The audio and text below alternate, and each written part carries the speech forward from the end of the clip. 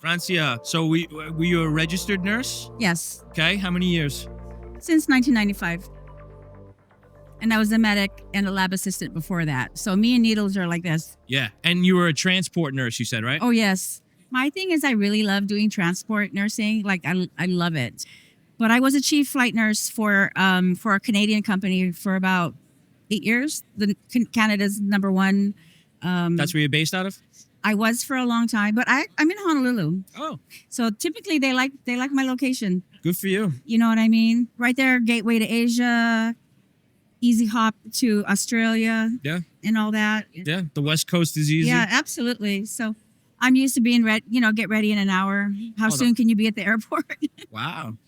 I just keep like a bag of And bag that's of certain tricks at home. that's certain hospitals and clinics that would know to call you, or who's calling Oh, you? no. It's a company similar to yours. I work Oh. for companies similar to yours. I do the So international medical travel, and you're the Absolutely. transport person that's going to accompany Absolutely. me and my daughter on that flight to Panama. Absolutely.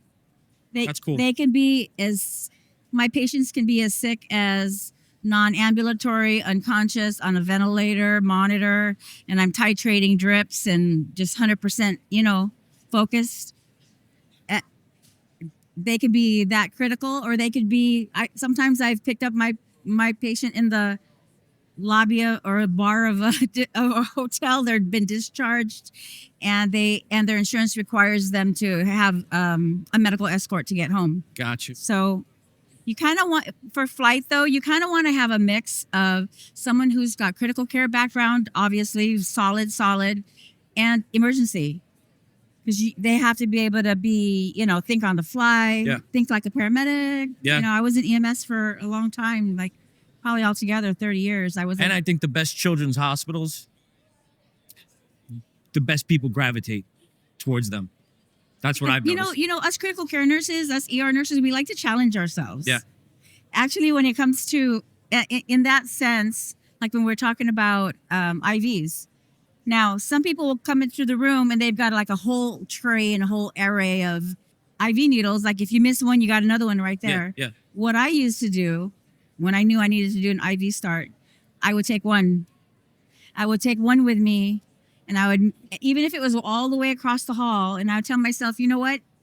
This is, you get one. That's like one, confident. But I gave myself Yeah. one chance. I like that. And if I don't get it, as much as I don't want to walk all the way back down that hall, well, that's kind of like my little punishment for Your penance. my penance Yeah. for not getting it the first time. And so I did that over and over and over again. Makes a lot of sense. That's like my similar to just how you were raised and how, your work ethic. Exactly. My best client, biggest client, greatest guy, he just passed away this year. Oh, wow.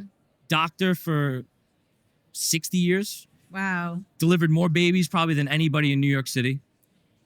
He used to take the steps, no matter who called, no matter what room, what nurse said, you got to come to floor 5. You got Oh, yeah. live to be 96 years old, because I think that kept him in great shape, and it was just his work ethic. He was just, Exactly. dragged the patient Exactly. in 3 feet of snow to the hospital one winter, like 20 I years never ago. really told my colleagues that's what I do. Sometimes they'll say, where's your stuff? I'm like, it's right here. I got it in my pocket, right, Yeah, right yeah. here. They're like, where's your kit? Where's your tray? I'm like, this is it. And Yeah. They got it depends they on got the a few different- situation, obviously. But Yeah. if the situation is right, that's kind of how I would challenge myself. I tell myself, you got one chance. And I like it. but I'm in aesthetics now. Oh, really? Yes, absolutely. I still do.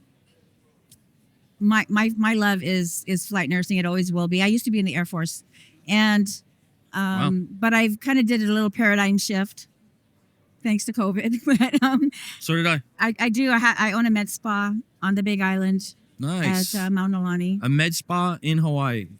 Some of my Kept best it clients are interesting. nurses too. My Yeah. one of my best clients is Peggy, so I'm sure she's gonna see this at some point. Oh, very nice. I love you, Peggy.